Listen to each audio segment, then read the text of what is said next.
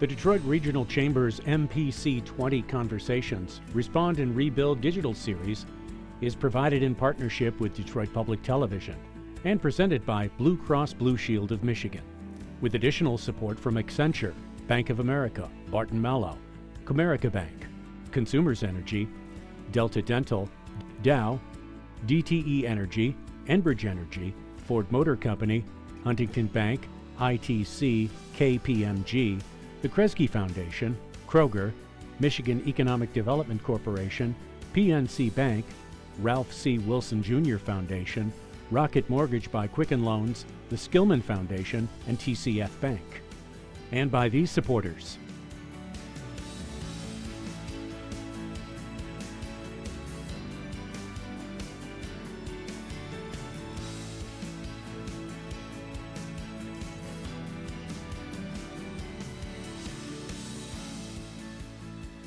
Support for Detroit Public TV's coverage is provided by DTE Energy Foundation and Masco.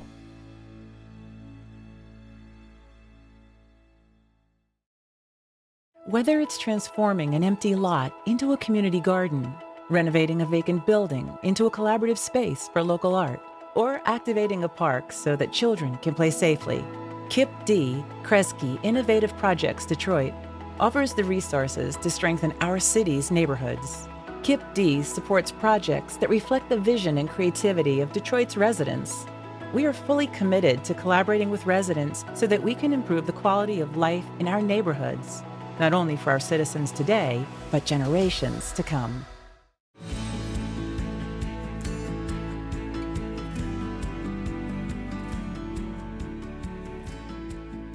Hello, and welcome to MPC20 Conversations, Respond and Rebuild. This digital series, hosted by the Detroit Regional Chamber, is bringing smart dialogue focused on the unprecedented challenges that Michiganders are facing today. On behalf of the Chamber, I would like to thank Detroit Public Television and the many longtime corporate and philanthropic partners for bringing the spirit of our annual Mackinac Policy Conference to us virtually throughout the fall.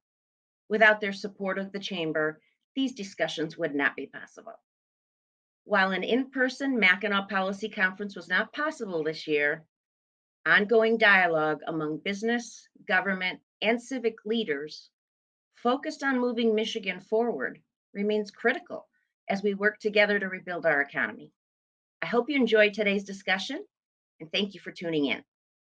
Welcome to this MPC20 conversation about achieving economic equity. And let me say up front that I actually really like that title. It's not discussing economic equity, but achieving economic equity. And that's a really key way to talk about this. We've got some really great panelists with us today. Tawanna Black is the CEO of the Center for Economic Inclusion.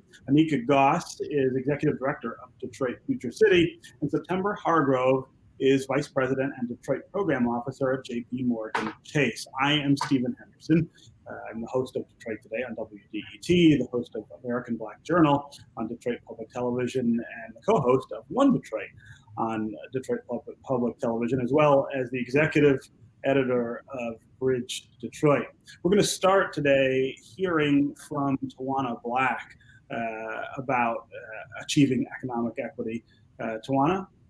In Minneapolis, St. Paul, we started an organization almost 3 years ago to be able to address our inability to close racial wealth gaps and the increasing impact that's having on our entire region's economy. Like many cities across the country, we found that not only is our corporate community trying to address these issues, but we find that policymakers, nonprofit organizations, post-secondary colleges, and really everyone in our community was trying to close these gaps. And yet, when we studied the data coming out from the Brookings Metro Monitor, we found that we had only narrowed the income gap between whites and people of color by less than $600 over a 10-year period. Unfortunately, those numbers weren't moving, and we weren't doing enough about it. And we found that we did not have a structure across our ecosystem that could bring together the public sector, private sector employers, and truly begin to disrupt the way that we worked fast enough to really impact our economy.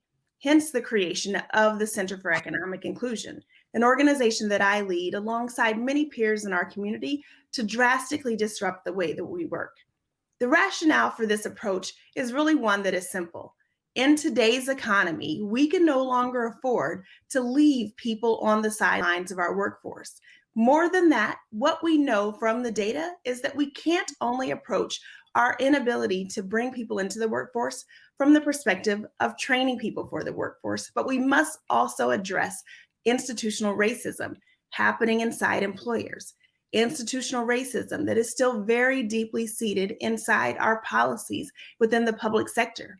We also must address creating cultures of belonging and inclusion, working to define who defines what it means to belong in a community, how we measure true economic growth and inclusion, and how we ensure that the pathway to that is really measured in terms of wealth.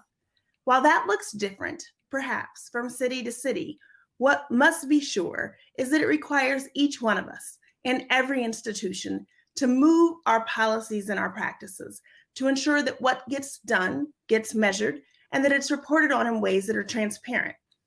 And that is the work that we're doing at the Center for Inclusion, working first to build a culture of shared accountability, ensuring that policymakers, employers, particularly those in the private sector, have tools and resources to create strategies that are data-informed, market-responsive, and that center Black, Indigenous, and communities of color in the heart of their strategies. Centering means that those communities are informing the strategies, that they're powered to be able to drive those strategies, and that they're not an afterthought in the creation of those strategies or in the measurement and accountability.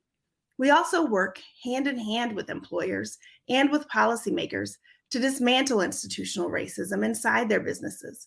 For us, that looks like consulting with the private sector to work on policies in employment and talent, in procurement, and ensuring that we don't only have supplier diversity programs, but that we're investing in and alongside businesses right in our community to ensure that they're not only growing, but that they're growing in ways that allow them to create family-sustaining jobs right in our market and our community.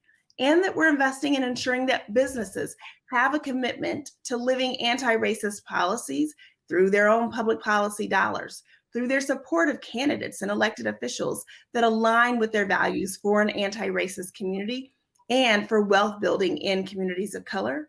And ultimately that their philanthropic dollars and investments are also going into communities in ways that stimulate economic growth.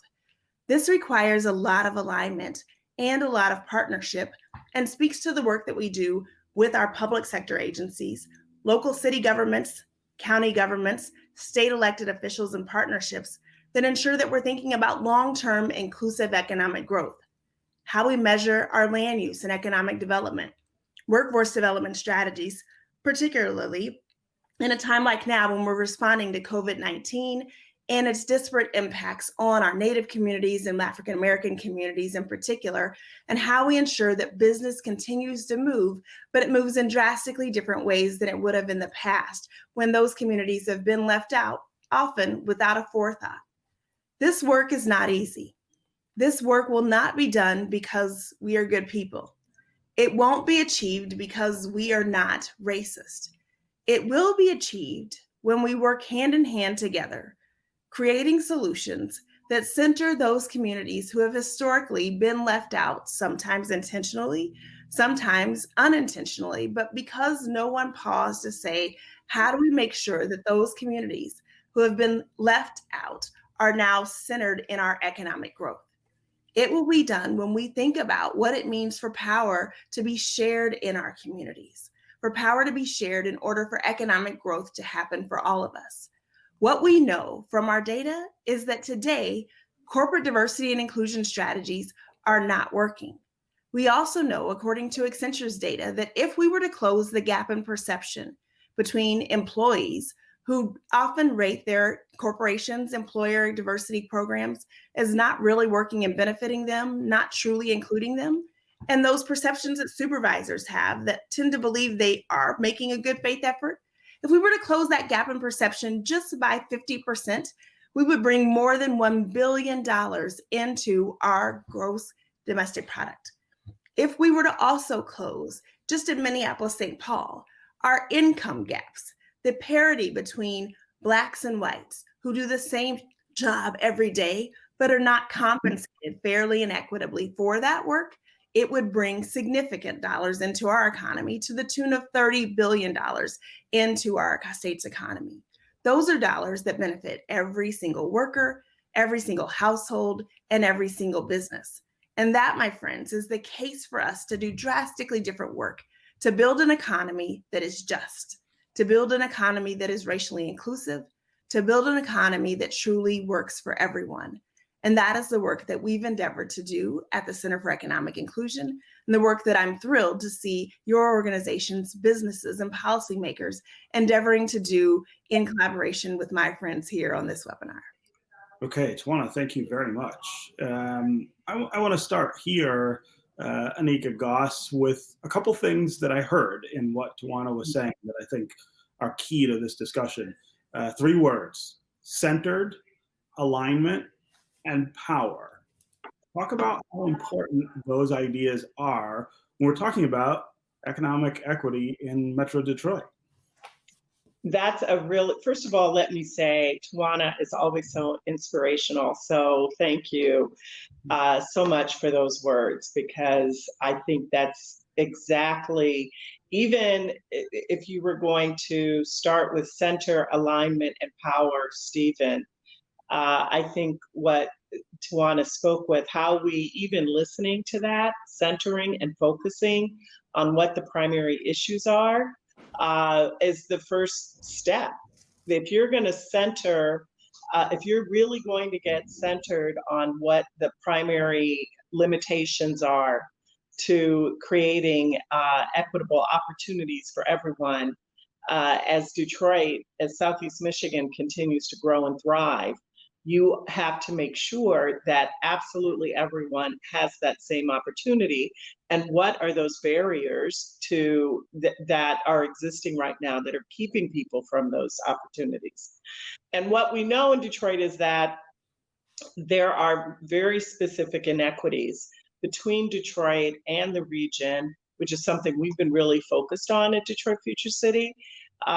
That contribute to those barriers, whether it's education attainment, where our education attainment is only 14% and 16% for African Americans and Latinos, or whether it's employment, and it's 51% for whites and 38% for African Americans. Those are some of the centering that we need to do. How do we really focus on those issues? And when we think about alignment, how we can actually work together with unusual allies and partners in this to make advances that we didn't even expect. And power, thinking really about how do we share that power? How are we making decisions across the entrepreneurship growth sector to make sure that African American and Latino small businesses are growing in a way that becomes equitable? There's a lot of power in the ability to invest and the ability to create the space to grow so that we are creating a business environment that's thriving here in Metro Detroit. Yeah. So before I go back to Tawanna, Anika, give us a grade on each of those 3 words here in South Michigan. You have been, trying to get this community more focused on these issues than before. How are we doing? I definitely would say we're talking a lot more about it than we have before. So I would definitely say a B in center. We focus on it. We want to be able to have these conversations. I think for alignment, I would say a B-, C+. We're trying to, you can see the public sector and the city, the public sector and the private sector trying to work together to align resources to create new investment opportunities. Power is tough in Detroit. We're not used to sharing power. And so if I had to give a grade, I don't think we're passing yet. We have a long way to go. It's a long way to go to really be okay with sharing power, with seeing, with create. One of my biggest issues, and this is what I'm really hoping will happen in Detroit, is that we only focus on the poorest of the poor of African American and Latinos in Detroit and trying to find them work, which is important work. That is good. That's God's work. It's good work. We should all be doing it. But as we do that, we think of that in a very limited way, that these people who are so poor and are underemployed right now will only be able to do this one thing. But as we create opportunity for everyone else, as we think about economic gains for Detroit and Southeast Michigan, we are not thinking about that same group of people and how they will benefit, how they will participate in those same economic gains that the rest of the region will. And that's the power sharing, the ability to create the connection that we've got a longer way to go on that. Yeah. Tawanna, these were your words. I'm really curious about how you would assess how they're doing in Minneapolis around these issues. Minneapolis, of course, been in the news an awful lot this year around issues of systemic racism and police brutality after the murder of George Floyd. How are these ideals that you've put out there reflected in the community there? It's a great question, and I appreciate the context that Anika provided in giving your own city a grade. And I think one of the places that we struggle is often how to reconcile our progressive ideals with our racist reality, right? That if you have outcomes that would suggest such disparate realities between Black, Indigenous, and people of color and white people, then you have an exclusive economy. And unfortunately, we have an exclusive economy. We did not get one, we do not maintain one without having exclusive practices, racially exclusive practices. And so I think when it comes to giving a grade, I can't say that we've made drastic improvements. Certainly since the unfortunate, the horrific death and murder of George Floyd earlier this year, we've seen significant improvements, significant calls to action. We issued a call to action to our business leaders immediately and heard many come back and say, okay, we respond to that call.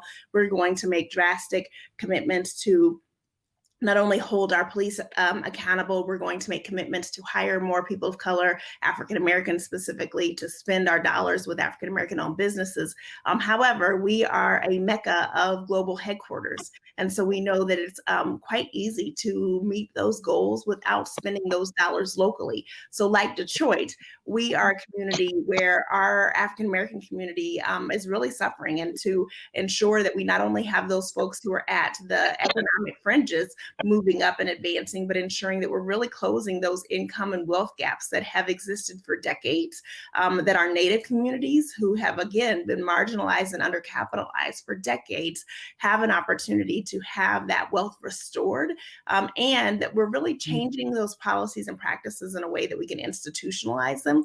I think that's a place where we still struggle from having initiatives and efforts to really saying, how do we begin to really go deep enough to both change our culture, our way of being in community, and do the deep, meaningful policy changes that are going to create wealth gap changing, right? That are really going to begin to bridge those gaps right now, at a time when, frankly, everyone is hurting economically. And we don't know when some of that pain will change, but we do know from the data that the businesses who are hiring, that are bringing people back to work nationwide, are bringing white workers back first, which has happened with every economic recovery. So despite our ideals, we're not necessarily taking that action that's required as business leaders. Yeah.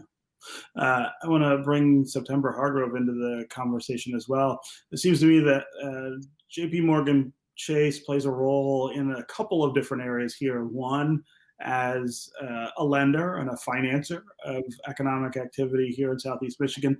Second, as an employer here in our region, But then also there's a philanthropic effort associated with JP Morgan that I know is also working in this area.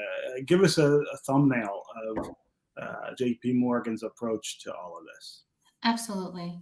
And thank you, Stephen. I want to start by saying that I'm really excited to participate in this panel, especially with these two awesome, phenomenal Black women, just being able to kind of share this stage to talk openly about how we can advance our ability to achieve economic equity. And that really is central to the work that we do at JP Morgan Chase through our global corporate responsibility and the global philanthropy team that I sit on. JP Morgan has been in the Michigan market for over 85 years. And we've been investing, as you mentioned, through, as a lender, as an employer, and through our philanthropic resources. And last summer, we, in the 5th anniversary of our initial commitment to the city, we decided that, our work was not done and that we wanted to be able to increase our commitment to reach 200 million by the end of 2022. And what was particularly unique about this announcement was that we got really intentional about where were the problems, where were the gaps that we were still trying to solve for here in the city of Detroit. And I really want to thank Anika and her team at Detroit Future City and the research they did around the Black middle class, because that really was influential into shaping our approach going forward with the increased investment that we're making here in the market, recognizing that Detroit at its core, it's a Black city. 80% of the population is African American, yet as we were really looking at some of the social economic indicators for how well are we faring as a community across all of those indicators, housing, health, education, employment, African Americans were faring far worse than their white counterparts. And so with our increased investment, we really wanted to get intentional around where can we drive more inclusive economic opportunities for Black people here in the city. And so we looked at what are some of those drivers. Home ownership, as you mentioned, as a lender, we were looking at where could we make some changes to our business practices where we could better support more individuals that were seeking home ownership as a wealth building strategy and bringing new products to market or better leveraging existing products that we have, like our Dreammaker program within our housing team that allows for individuals to be able to put as low as 3% down on a home, as well as be able to get down payment assistance. But also, how do we leverage that with our philanthropic efforts to ensure that more people are getting home buyer ready through working with nonprofit organizations here in the city? And so we've supported the city's financial empowerment centers to provide a one-on-one financial coaching for residents for free throughout the city. So that way they can be able to set some goal-based planning and get the support they need from trusted advisors in the community. As we think about access to capital for small businesses, we, in partnership with the Kellogg Foundation back in 2015, created the Entrepreneurs of Color Fund, which was really to serve as a resource for those entrepreneurs of color that were approaching traditional lenders but not able to get access to the capital for a variety of different reasons. So we created this dedicated fund at the Detroit Development Fund to be able to support that group. And we're really happy with the progress that that fund has made. We've been able to lend to over 80 businesses, over 100 loans that we've been able to deploy through that program, as well as bring other financial partners and philanthropy to the table. So kind of going back to Tawanna's comments around alignment, we definitely looked at where we could align with other funders and collaborate to create more opportunities and more capacity for creating or shifting that economic equity gap that's happening here in the city. And these are programs that we've been able to scale to other markets beyond just Detroit. Leveraging Detroit really is a best practice. So with the Entrepreneurs of Color Fund, that's something that we've now been able to expand to 4 other cities across the country.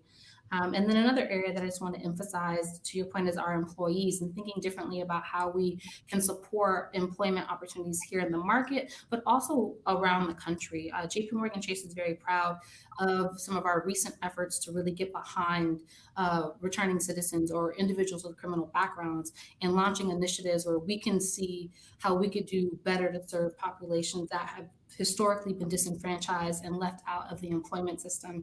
And so through our policy center that we launched last year, we put criminal justice reform as a key area that we wanted to focus in on. As our own hiring practices, we banned the box to ensure that more individuals with criminal backgrounds can get a foot in the door. We've supported more hiring of college students, especially Black students, and figuring out where we can source more talent to bring them into entry-level positions, but also creating more pathways for higher level positions throughout the firm, especially through our Advancing Black Pathways initiative. And so we're really looking at how we, across all three of those areas, leveraging the full force of the firm, how can we better serve our communities, better serve our employees, and better serve our customers. And this is really just something that's central to our work across the firm, is how can we really demonstrate our ability to build a more inclusive economic pathway for individuals. Because at the end of the day, we realize that, when communities do better, JP Morgan Chase does better. And so it's really important for us to be able to kind of really touch on all of those lever points that we can as a bank here. Yeah. So September, this can be a really difficult and polarizing conversation to be having. And we're seeing that right now. And often business is at least cast on the opposite side of economic opportunity and equity. Some of that has to do with history in this country and the barriers that have existed in the past. Some of it has to do with what people see as slow progress and slow acceptance on the business side. Give us a sense of how JP Morgan Chase tries to navigate that tension between trying to do the things that you were just talking about, and sometimes being the accused in the conversation that we're having. Yeah, no, I definitely appreciate that question. It's definitely an area of tension. As a global financial institution, we have to recognize that in each one of our markets, we're dealing with a variety of different complexities. Here in Detroit, it's recognizing that, while we've been here for 85 years, that, we have more opportunities where we could do better to serve our communities, especially on the banking side. And we are constantly leveraging our internal teams to think differently about how can we show up, how can we change some of our business practices, how can we better leverage philanthropy to complement the work that we can do through our lines of business. And so I think that, I'm sure if you were to poll our competitors, I think everyone would be on the same page that, right now we're really at this reckoning point of, how do we show up as a real corporate citizen and figuring out like where can we kind of alleviate some of those tensions and really working more closely with the community. I think that, sometimes there's this assumption that we show up and that we know everything. And our approach, especially in Detroit on a philanthropic standpoint, is we show up and we listen, and we really want to understand what are the core challenges in the community and where can we best support the community through, hearing directly from our nonprofit partners, hearing from folks in the community. I think that's really been how we've pivoted our strategy locally to focus more on the neighborhoods and recognizing how through, our expansion of our branches and our products, how we can better support folks in the community, because we realize that, this is a work in progress, but we want to make sure that we are constantly pushing ourselves to be on the right side of this and how we can create more opportunities for economic advancement. Anika and Tawanna, I want to talk about this moment in our country where more people, I think, are focused on these questions than before. I keep quoting this stat almost everywhere I go. 23 million people in the country have participated in some form in the Black Lives Matter protests, which makes it the largest social movement in the nation's history. And it's only a few months that this has been going on. At the same time, I worry that the economic climate right now is not great. By most measures, we're entering a recession that could maybe last longer and be deeper because of the COVID pandemic. And I think we all know that it's easier to talk about these kind of things when there's growth and when things are good. And it's harder to keep them on the front burner when things are tight.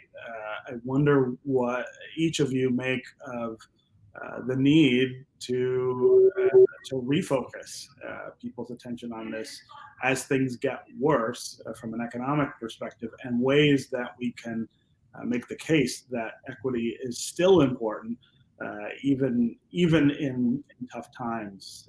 Tawanna, I'll start with you. I appreciate the context that you provided there. And I think it's one of these opportunities that we have to think more deeply about what it means to both align our interests, right, in times of peril and times of challenge, what motivates us to not just rally, to not just march, but to then come back and take that deep, meaningful, introspective look and take action like what September just described is happening at JP Morgan Chase, a bank that hasn't been short of having its own share of people challenging and pushing, but has used that push to then come inside, listen to its own customers, listen to its own employees, and then begin to create more deep and meaningful strategies. And as she shared, be able to listen to and walk behind and beside community in creating those strategies and doing the deep, meaningful change.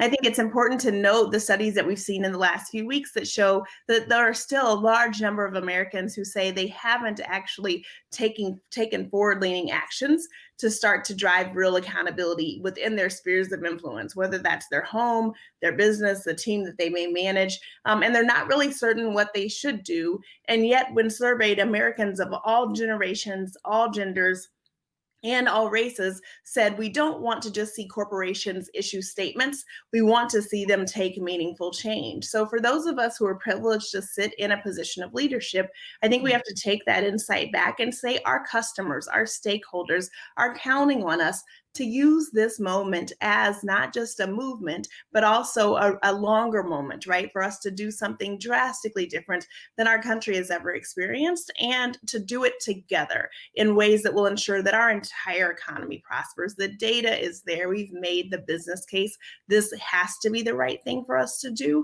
but it will require a very different way of working. And I tell our clients and partners, if you're not very uncomfortable doing this work every day, you're doing it wrong. Start your day over again and try again, and find some people around you to hold you accountable for the way you do it. Anika, here in Southeast Michigan, it does seem that in some ways we go in circles around this question. And we end up. I know, it does. And it feels like we talk about the same question over and over again, right? How do we make it different this time? And how do we not let things like the recession or the pandemic get in our way? Well, I think one thing that we know, or maybe we didn't know, that I think the pandemic has really brought to light quickly is that Detroit was doing well for some people and not for others. Mm-hmm.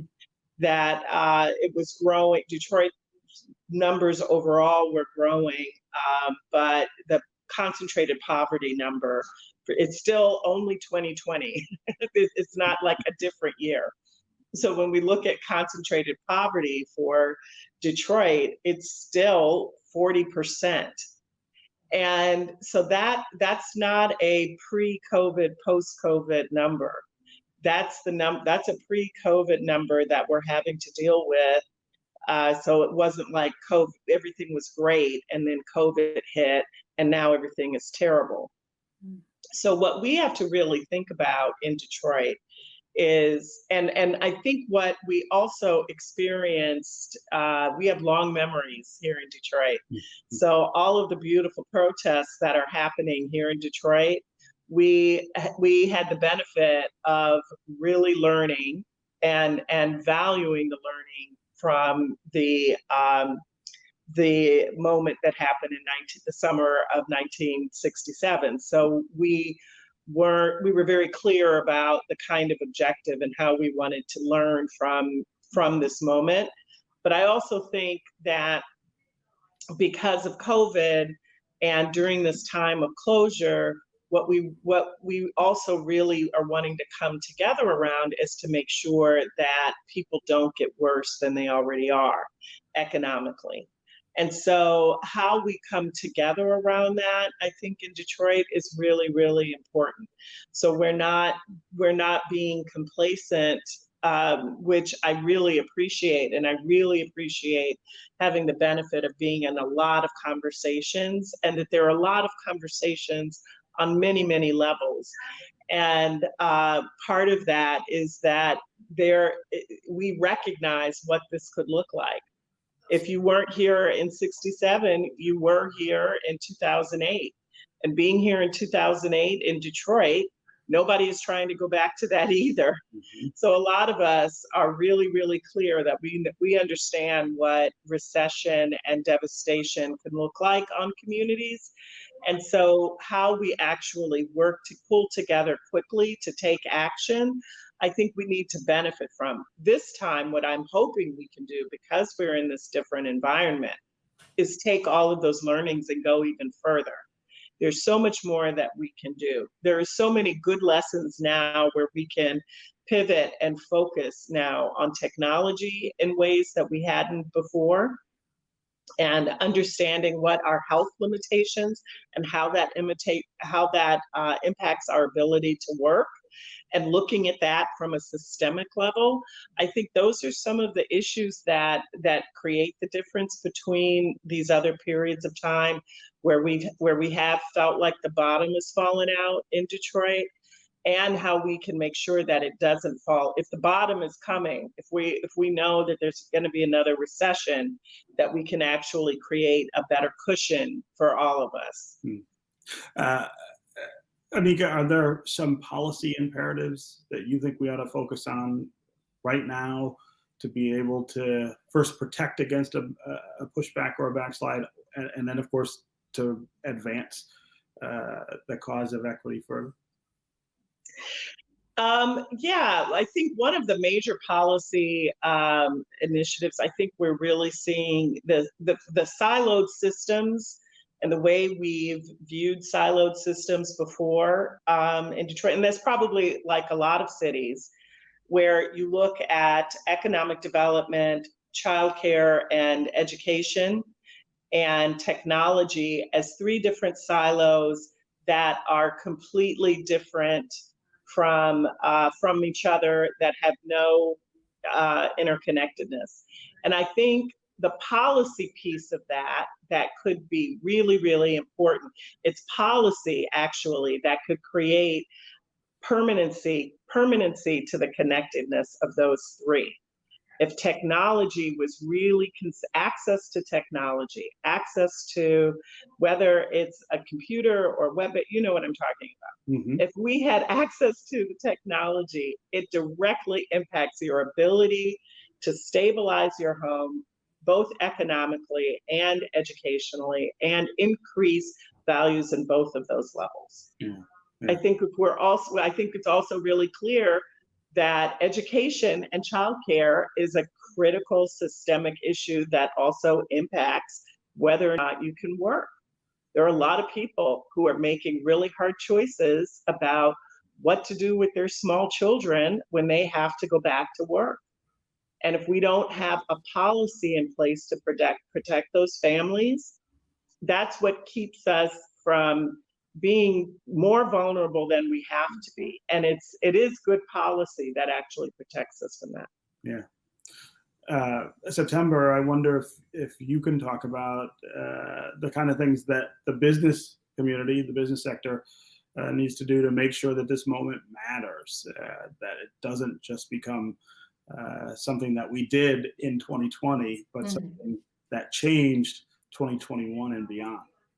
Yeah, I would say that I think the biggest thing to do right now is to move beyond symbolic statements and to really figure out how do we hold ourselves accountable? How does the community hold us accountable for some of the things that we put out there? And then where can we align ourselves with the community, especially around some of the policy changes that need to be made, recognizing, to Anika's point, that there are a lot of things that have been unearthed as a result of COVID that I think a lot of us took for granted previously. And I think my biggest fear right now is, like, I don't want to go back to the status quo. The status quo wasn't working for the majority of Detroiters, a majority of Americans. So figuring out, like, how can we really look at leveraging access to capital, leveraging policy, leveraging collaboration as a way to kind of hold us accountable to moving forward to a more equitable and just society. Yeah. Tawanna, we've only got about a minute left, but I wonder if you have lessons from Minneapolis that you think we ought to be adopting in places like Detroit. I know, again, things have been really tough there this year, but it does sound like your organization was making headway even before all this Absolutely. I think continue to invest in Detroit Future City, continue to invest in Detroit Future City, continue to invest in Anika and the leadership and partnerships and align with the work that both JP Morgan Chase and KRESGE Foundation are investing in. But it takes all sectors being at the same table. It takes all people being at the same table, truly co-creating solutions. And if we've learned anything in Minneapolis, St. Paul, it's that history repeats itself until we decide to do something drastically different to ensure that history does not repeat itself. I had the courage to create the center after seeing foundation leaders and corporate leaders in this community come together with policymakers after our first unarmed Black man was killed by a police officer, Jamar Clark, 5 years ago, and those leaders started behaving differently. Unfortunately, America now is bleeding and pain with us after we are seeing history repeat itself, because while we began partnering differently, we did not truly do the disruption that was necessary inside every institution. Now, I hope we are truly ready to do that work and to do it together, knowing that our futures truly are inextricably linked. Okay, Tawanna Black, Anika Goss, and September Hargrove. Thanks to all three of you for joining us for this MPC20 conversation. Thank you. Thank you. Thank you, Stephen. You were fantastic.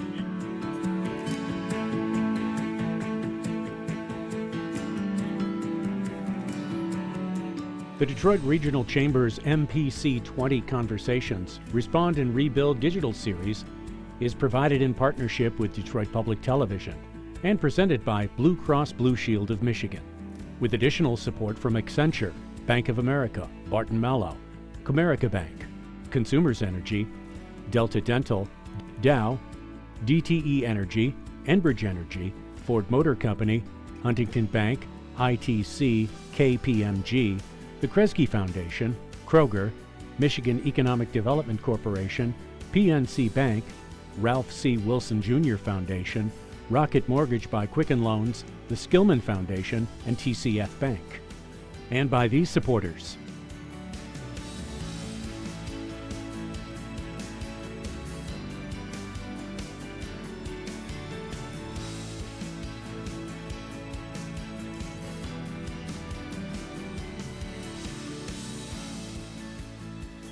Support for Detroit Public TV's coverage is provided by DTE Energy Foundation and Masco.